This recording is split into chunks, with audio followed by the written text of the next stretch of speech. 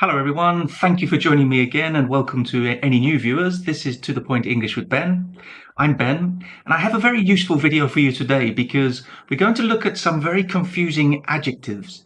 And they're confusing because they are pairs of adjectives which look like they're opposites, but in actual fact, they're not opposites. So I'm going to explain the meaning of the 10 words, so it's 5 pairs of words, with examples, just to make sure you understand that although they look like opposites, they're actually not opposites at all. So the first pair of words we're looking at today is pertinent and impertinent.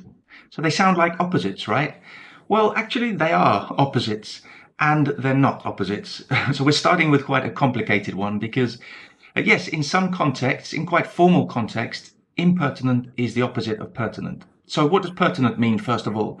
Well, pertinent means relevant to a particular topic. So a pertinent question, for example, is a question that is relevant to the topic under debate. So impertinent, as I said, in formal situations can mean irrelevant. So something that is not relevant to a particular topic.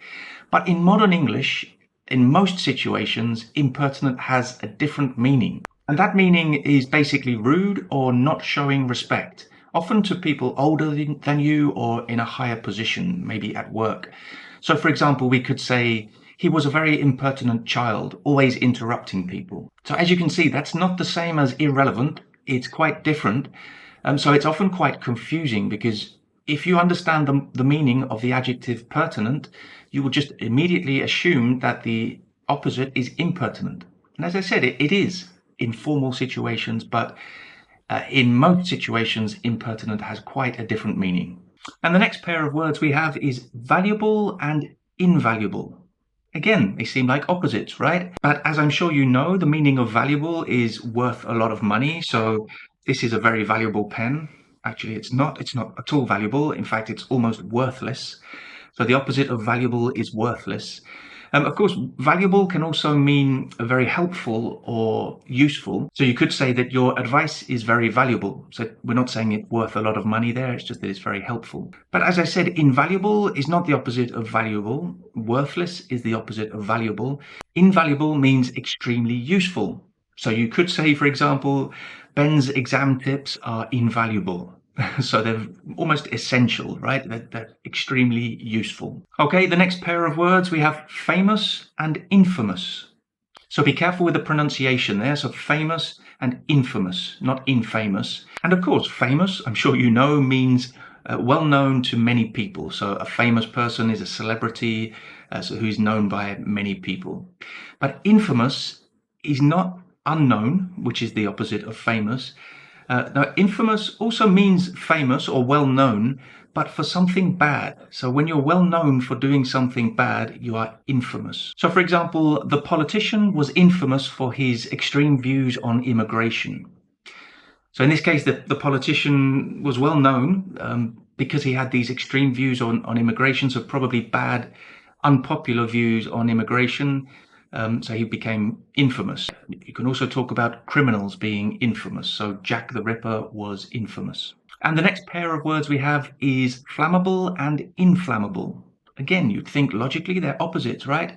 But actually they have basically the same meaning, although there is a slight difference. So flammable means easy to set fire to. So if you have a flammable jacket, for example, there may be a warning on the jacket saying it's flammable, that it's easy to set fire to. So if you put a flame next to the jacket, it will catch fire very easily.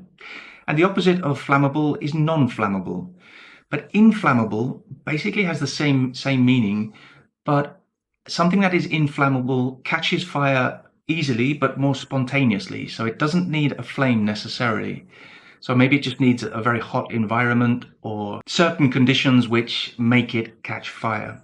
Okay, so this is quite a technical one, but it's important to know the difference, or at least to know that they are not opposites. Because if you see a warning that something is inflammable and you think, oh, that's fine, it doesn't catch fire because inflammable is the opposite of flammable, that could be very dangerous. So it's very important to know this one. And the last pair of words I have for you today is numerous and innumerable. Numerous and innumerable. Now, numerous means great in number or simply many, a lot. You could say I have numerous pens in my drawer, so maybe hundreds of pens in my drawer. But innumerable means too many to be counted.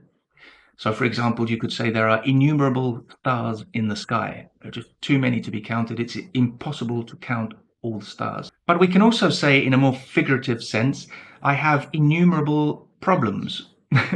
So I have too many problems to be counted. Of course, that's not literally true. I'm exaggerating, but we use it in this sense a lot. And that's why these two words can be confusing, because you could also say, I have numerous problems. I have a great number of problems, many problems.